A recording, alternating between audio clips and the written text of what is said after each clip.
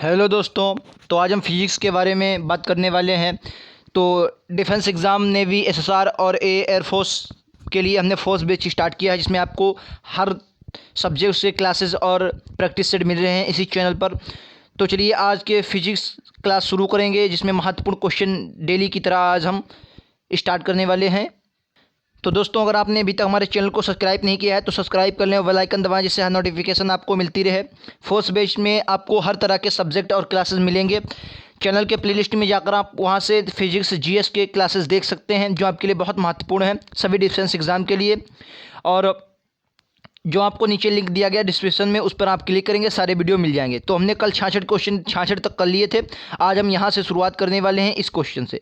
तो आज का पहला क्वेश्चन क्या कह रहा है, देखिए ध्यान से पढ़िए और राइट आंसर दिए। पहला क्वेश्चन कह रहा है, चुंबक जो रक्षक होते हैं वे किसके टुकड़े होते हैं? चुंबक रक्षक किसके टुकड़े होते हैं?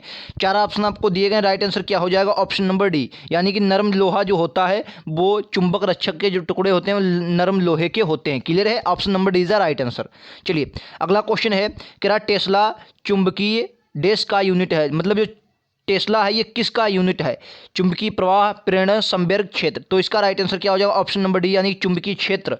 चुंबकीय क्षेत्र का यूनिट क्या होता है? टेस्ला। आपको याद रखना है, चुंबकीय क्षेत्र का जो यूनिट होता है टेस्ला होता है। अगला क्वेश्चन कह रहा है कि दहली आवृत्ति, आपने जरूर इसके बारे में विस्तार से जानकारी प्राप्त की होगी अपने किसी क्लास में। तो कह रहा है दहली आवृत्ति कैसी आवृत्ति है, किस प्रकार की आवृत्ति है दहली आवृत्ति? तो इसका right answer option number C हो जाएगा, यानी कि जिसके नीचे प्रकाश विद्युत उत्सर्जन संभव नहीं होता है। जिसके नीचे मतलब प्रकाश विद्युत जो उत्सर्जन होता है वो संभव नहीं होता, उसे क्या कहते हैं? दहली आवृत्ति कहते हैं। Option C is the right answer. आपको याद रखना है, सी इसका राइट आंसर हो जाएगा। क्लियर है? चलो अगला क्वेश्चन। अगला क्वेश्चन आपका क्या कह रहा है? क्वेश्चन कह रहा है कि प्रतिरोध आर का एक तार एन भागों में काट दिया जाता है, फिर इन भागों को समांतर जोड़ा गया तो संयोजन का तुल्य प्रतिरोध क्या होगा? मतलब जो प्रतिरोध आर को एन बराबर भागों में काट दिया गया है, मतलब छोटे छोटे टुकड़ों में काट दिया, उनकी लंबाई कितनी हो गई? एन हो गई। तो उनका जो जब फिर आप समांतर श्रेणी में जोड़ेंगे तो उनका प्रतिरोध किस हिसाब से आएगा? तो इसका right answer option number D हो जाएगा, यानी कि एन स्क्वायर आर स्क्वायर और इनटू में आपका कितना, जितनी की लंबाई होगी उतने ये आपका आ जाएगा संयोजन का तुल्य प्रतिरोध। क्लियर है? चलो अगला क्वेश्चन। अगला क्वेश्चन आपका कह रहा है, एक चालक में क्या होगा? कोई चालन बैंड नहीं होता है, वर्जित ऊर्जा अंतराल बहुत विस्तृत होता है, वर्जित ऊर्जा अंतराल बहुत संकुचन होता है, संयोजकता बैंड और चालन बैंड एक दूसरे पर अतिव्याप्ति करते हैं। तो इसका राइट आंसर देखिए होगा option number D. Option number D is the right answer. मतलब जो संयोजकता बैंड होता है और चालन बैंड एक दूसरे के कैसे अतिव्याप्ति करते हैं, ये एक चालक में ये परिभाषित कर सकता है। क्लियर है? चलिए अगला क्वेश्चन देख ले। ये आपका अगला क्वेश्चन, सभी क्वेश्चन आपके लिए इंपॉर्टेंट है, प्रीवियस क्वेश्चन भी हैं इसमें, और अगर आपने इससे पहले एग्जाम दिया होगा तो इसी पैटर्न पर आपके क्वेश्चन आते हैं, ऐसा आपको पता होगा। क्वेश्चन कह रहा है, यदि आर प्रतिरोध का एक तार पिघलाया जाता है तो उसकी लंबाई के आधे भागों को पुनः ढाला जाता है तो तार का नवीन प्रतिरोध क्या होगा? मतलब कोई पहले आर प्रतिरोध था, अब उसको पिघला लिया गया, अब जितनी उसकी लंबाई थी उसके आधे भाग को पुनः ढाल दिया गया, तो जो नया प्रतिरोध आपका आएगा वो क्या आएगा? तो नया प्रतिरोध मतलब एक भाग किया है तो R/4, मतलब 4 भाग में एक भाग आपका आ जाएगा। क्लियर है? चलो अगला क्वेश्चन। अगला क्वेश्चन कह रहा है, प्लांक नियतांक की यूनिट इकाई क्या है? चार ऑप्शन आपको दिख रहे हैं। कह रहा प्लांक नियतांक जो होता है इसकी यूनिट इकाई क्या है? ऐसे क्वेश्चन आपके एग्जाम में बहुत अच्छे तरीके से आते हैं और ये आपको अच्छे से आने चाहिए। तो इसका right answer option number A हो जाएगा, यानी कि जीएस जो होता है प्लांक नियतांक का यूनिट होता है। क्लियर है? चलो अगला क्वेश्चन देखें। ये रहा आपका अगला क्वेश्चन। फ्लेमिंग के दाएं हाथ का नियम का प्रयोग किसकी दिशा का पता लगाने के लिए किया जाता है? आपने फ्लेमिंग के दाएं हाथ का नियम पढ़ा होगा। कह रहा है किसकी दिशा का पता लगाने के लिए फ्लेमिंग के दाएं हाथ का नियम का प्रयोग किया जाता है? तो इसका राइट आंसर हो जाएगा ऑप्शन नंबर सी, यानी कि प्रेरित धारा।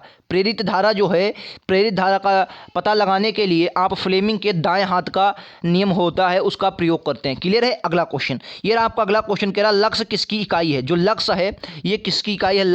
लक्ष्य किसकी इकाई हो जाएगी? तो इसका right answer option number D हो जाएगा, यानी कि प्रदीप्त की जो होती है लक्ष्य इकाई होती है, प्रदीप्त की इकाई लक्ष्य होती है। क्लियर है?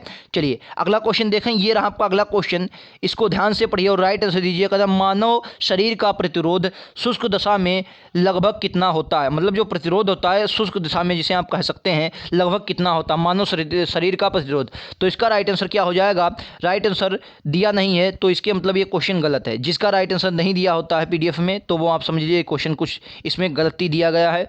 फिलहाल चलिए अगला क्वेश्चन देख लेते हैं। चलिए ये रहा आपका अगला क्वेश्चन। क्वेश्चन क्या कह रहा है कि विद्युत शक्ति की इकाई क्या है। विद्युत जो शक्ति होती है उसकी इकाई क्या है, विद्युत शक्ति की इकाई क्या हो जाएगी। देखिए इसका राइट आंसर क्या हो जाएगा, जो विद्युत शक्ति की इकाई होती है वो वाट होती है। आपको पता है वाट होती है। ऑप्शन नंबर 20 का राइट आंसर हो जाएगा वाट। विद्युत शक्ति की इकाई वाट होती है। क्लियर है। चलो अगला क्वेश्चन। अगला क्वेश्चन आपका कह रहा है कि सोनाग्राफी मुख्यतः प्रयुक्त तरंगे हैं। जो सोनाग्राफी होती हैं ये किस में प्रयुक्त तरंगे होती है। तरंगे, तो इसका right answer option number D यानी प्रासव्य तरंगे। प्रासव्य तरंगे, प्रासव्य तरंगे जो होती हैं वो सोनाग्राफी मुख्यतः प्रयुक्त तरंगे हैं। क्लियर है। चलो अगला क्वेश्चन। अगला क्वेश्चन कह रहा है कि कुछ पदार्थों का अति निम्न तापमान पर विद्युत प्रतिरोध पूर्णतः समाप्त हो जाता है। इन पदार्थों को क्या कहा जाता है। मतलब कहने का जो पदार्थ हो, ऐसे पदार्थ जिनका उच्च तापमान पर ले जाने पर उनका प्रतिरोध पूर्णतः समाप्त हो जाता है, उन पदार्थों को क्या कहा जाता है। तो इसका राइट आंसर ऑप्शन नंबर हो जाएगा ए यानी कि अतिचालक कहा जाता है। वो बहुत अतिचालक होते हैं जिनका तापमान बढ़ाने पर प्रतिरोध बिल्कुल कम हो जाता है। क्लियर है। चलिए अगला क्वेश्चन देख लेते हैं। ये आपका अगला क्वेश्चन कह रहा आदर्श वोल्टमीटर की प्रतिरोधकता कितनी होती है। मतलब जो आदर्श वोल्टमीटर होता है